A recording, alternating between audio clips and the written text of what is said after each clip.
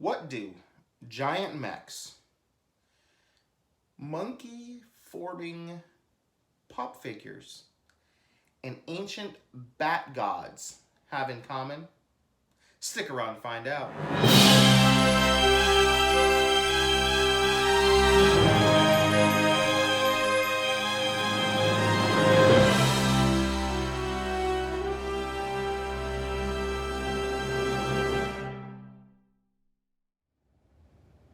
What's up, universe, and welcome to the web's first must-see comic and nerd culture show.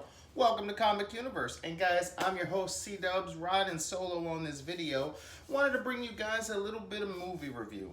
On a wild and crazy movie that I recently saw. We had mentioned, we had wanted to get this up a little sooner, to be honest with you. Just life, finds a way to get in the way. And the movie that I'm talking about, as if you didn't know already from the thumbnail, is Batman Ninja Batman. Oh man, this movie is wild, crazy, Looney Tunes to the max. It's nonsensical. It's part of its charm, I guess. Now, if you're a big fan of anime and Japanimation, and I'm talking like big time fan, some of the weird tropes and things that this film give us, you're going to be totally fine with. It's going to be in your wheelhouse. You're going to see no issues or have no quarrels with, if you will. But as someone who's a casual anime fan, I like, the traditional bigger ones, if you will, Bleach. I've seen some of Naruto, of course, Dragon Ball Z. And it's always something that I want to dive deeper into. And I love a ton of anime movies, actually. Spirited Away and things like that. But this film, man, I wasn't really prepared. You think Warner Brothers and DC's animated universe. You think you got a good concept of how that is and how that works, and the little connective tissues that some of their films have and things of that nature. And especially after Suicide Squad Hell to Pay, which was actually really good. I really dug it, even though that was really crazy too, to be honest with you, but for a whole nother reason. This movie wasn't bad. It just wasn't for me. It was really wild and crazy. There was some very interesting things and liberties taken. So if you don't know the concept of the film, I'm going to go into a little bit of spoilers. I'm going to try not to spoil the whole thing for anyone who wants to go and see it, because I really want to know the universe's thoughts on this movie, because it's like no other DC film we've ever gotten, to be honest with you. So it starts off with Catwoman and Batman trying to stop Gorilla Grodd, who seems to have this superpowered weapon. And at first you don't know what it's for, or what's exactly happening. But in the commotion, it actually gets set off at Arkham. And it turns out to be like a time portal. So essentially it sucks everything and blasts them back into time, sending them all the way back to, ancient Japan, if you will.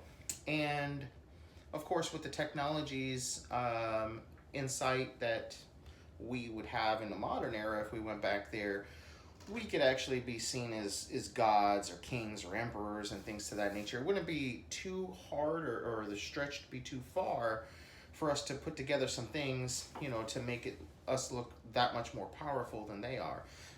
Especially the likes of Gorilla Grodd, who actually have superpowers. But it turns out that, since it happened at Arkham, Penguin's there, Poison Ivy's there, Joker and Harley, of course, are there. You can't have a Batman story without Joker or Harley, it seems like. Catwoman's there, obviously. But a few other people show up there that were not a part of the initial, scene, if you will. And it turns out that also Deathstroke is there. Why he would be at Arkham, I'm really not sure. I don't classify him as crazy, but nor Penguin. But sometimes I guess Penguin shows up there from time to time. But anyway, so each of them seem to have branched off and are ruling a section of Japan. And Batman shows up way after them somehow, and they've already established their empires. And Batman's like, no, this isn't going to happen. They're already kind of changing time with, the advanced mechanics and gunpowder and things to that nature. Um, so Batman, goes on the hunt and on the attack for who else other than the Joker. So in the fight, we come to find out that Joker and Harley have a little trick up their sleeve. Um, Somehow they've also figured out steampunk and how to power things by steam and basically turn their castle or their fortress into a giant mech, which that was the first like bell or alarm on my head. I was like, what? Wait, whoa, okay. Joker's pretty smart guy at all. He's very smart when it comes to like chemicals and things to that nature. And he's a mad scientist sometimes, sure. And he knows how to, get over on Batman from time to time, but or outthink Batman from time to time. But I just don't know if he has the capabilities of creating a giant mech out of his castle. Lo and behold, the rest of the gang has that kind of feature too in their arsenal. They all have their own giant mechs from their own castles, and of course, they're all themed to their, insight, if you will. Giant penguin and Two-Face is there too. There's this giant Two-Face, statue, and it's just really crazy and off the wall. And Batman turns out to be no match for him. Even with the Batmobile, which had like three different.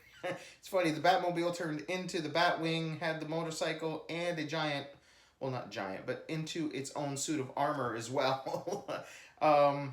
Which is not out of the realm of possibilities for Batman, but I just didn't see all three or four things showing up in one film. And none of which was even as high-tech as the Batmobile and Batwing are. Even the suit of armor stood no match against the giant Joker mech castle statue thing. And we also get Bane, who's a sumo wrestler in this, which was kind of random and one shot and never talked about again. So, Batman's is no help. He gets saved from Alfred and Catwoman, and turns out that Red Hood is there, Nightwing, and Red Robin.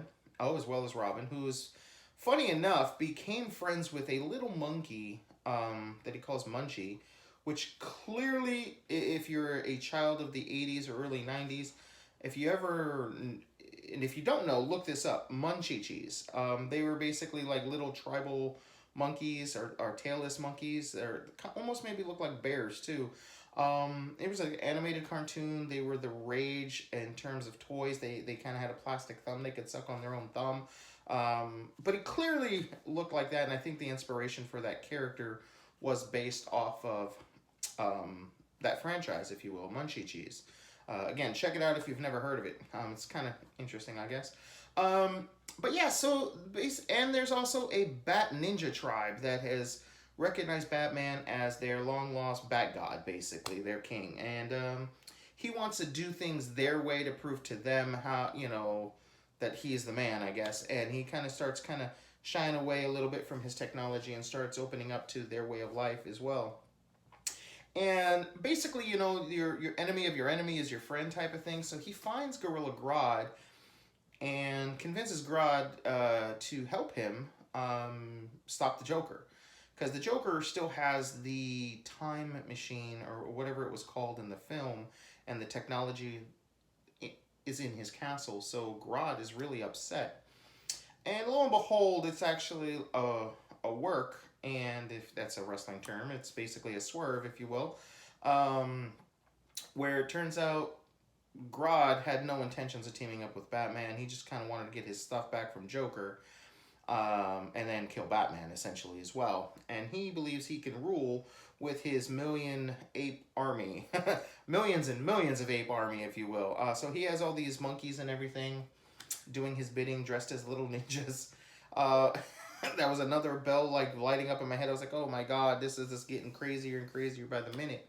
So just a little quick, I'm just going to kind of fast forward to some craziness. After the fight between Grodd, Joker, and Batman, everything kind of blows and goes to shit. And Joker and Harley lose their mind. Basically, they've already lost their mind, let's be real. No, but they lose their memory. They essentially forget who they are, so they kind of build their lives as farmers. And this is kind of like a quick fast forward. I don't know how they ended up, building a farm and everything so fast. And Red Hood is still on the hunt for Joker. He will never give up that fight until Joker is dead, essentially. And this he finds them and he's about to kill them, and Batman interferes and convinces. He realized he doesn't see the crazy in Joker's eyes, so that's how he knows he's genuinely forgotten who he was, because he says in his words, basically in his own words, that you can't hide that kind of crazy. He's like, the Joker is not the Joker right now. So a little more fast forward, they go to stop the rest of the gang, and Joker turns back up and overthrows Grodd and has control of his mech again. And basically, the absolute breakdown here turns into a giant mech fight, which Joker ends up winning against all the other mechs. And then, this is kind of crazy, millions and millions and millions of apes come to the aid of Batman, his ninja clan, and the Robins and Catwoman, if you will. And sorry, Catwoman actually does her own swerve and it's like, hey, Grodd, I want to be on your team, especially after Batman loses. We all know that's kind of like how she kind of is, She plays every angle, whichever side's going to win, she's going to be a part of, type of thing. So all these apes come together to try to stop this giant mech, and they're jumping all over him and all over the giant Joker mech, and he's throwing the apes off, and some are plummeting to their death, clearly. And then they go, this isn't working. Let's all form together. So they all kind of, this is kind of crazy, man. They all kind of just join forces, holding hands, and become a giant Funko Pop figure ninja. It looks like a giant Funko Pop, to be honest with you. Big giant bobblehead, skinny, smaller torso and body. And it's still not enough to stop the Joker mech. And then all of a sudden, the Bat Ninja Clan calls in billions and billions of bats.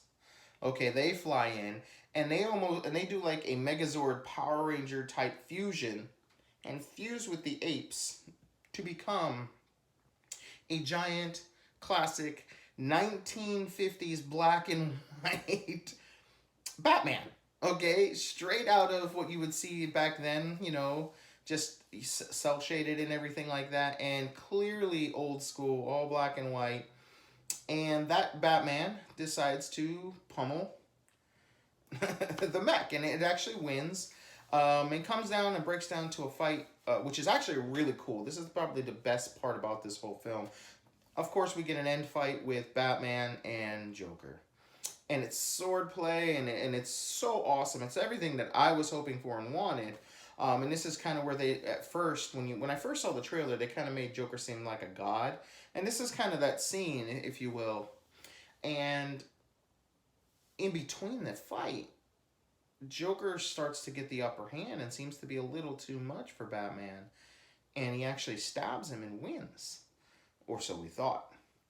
And then all of a sudden, Batman pulls out some magic trickery and has accepted the ways of the Ninja Clan. And when he stabbed Batman and it looked like he was about to die, he kind of explodes into bats, and out comes the real Batman, or another Batman, and punches him, and it explodes into bats, and then comes out the other way and kicks him and explodes into bats. And it's wild and crazy. And this part, again, this is kind of cool. And it's visually, it's stunning, but it's just nonsensical, and it's like all over the place, and there's no a movie about time travel really has no way of conveying the time in the movie. It just kind of loops around and is all over. And a little part that I kind of skipped over, how Joker kind of came back and realized that, or regained his crazy, was the crops that the farmers, remember I said how he was a farmer, he was growing. He pulled out a plant, and it basically released its mist or its flower into him, its pollen into him, and it snapped him back. And I guess it was this big giant grand scheme, if this had ever happened. So I guess that explains he had already had the farm built, I guess, because it was a giant plant. I guess that may be why. So maybe that fixes a little bit of the time issues with this movie. But it's stunning in its overall look. It's really, it's anime style, but it's also comic book style at the same time, and cell shading and broad brush strokes. It's really, really beautiful, and some of the voice work is really good, the voice acting. Um, but overall, man, this movie is wild and crazy. And Universe, if you've seen it, I need to know what you guys thought. Um, the rest of the gang here, some are on the same side with me. Like, this is just insane to the max, and some just kind of wanting to avoid the movie altogether because of how wild and wacky it is. But Universe, I need to know what you guys thought. Please let us know in the comments below. Also on our Facebook channel. Guys, don't forget to like and share and subscribe on the video. Get your friends to subscribe. The bigger we get, the better we're going to be able to do. The more videos we're going to be able to pump out for you. The better quality videos we're going to be able to pump out for you. And the better giveaways. And speaking of giveaways, segue. We still got that Superman, or the Action Comics 1000 giveaway. We're going to be going through that this weekend. We're going to be giving them away. So guys, don't forget. We do have these 4 awesome Action Comics. I wanted to give it a couple of weeks. So basically, guys, if you want one of these historical issues, guys, all you have to do is either jump over to the Facebook page if you're not already following us there. Just give us a thumbs up, follow the page, give us a shout out, okay? On top of that, if you're here on YouTube, all you have to do is get a friend to subscribe to the channel and shout your name out. And you and them will get a copy. The more friends you have shouting out, the more chances you have to win. So we're going to be giving away 2 here from YouTube and 2 from Facebook, guys. Don't forget. Also, click that notification bell, guys, so you guys know whenever we drop a video, because we all know for some reason YouTube doesn't like people who follow their page, you know, other people's pages and subscribe to other people's channels. They don't want to let you know that we've dropped a new video. They want you to watch, you know, and no disrespect to PewDiePie, they want you to watch the latest PewDiePie, and so forth and so on. And guys, if you already subscribed to him, so I don't know why you'd want to, but if you are, you know, then I get it. But anyway, guys, thank you so much for the love and support we've gotten so far, and we're only getting better for you guys. And guys, until next time, we'll see you again in the universe.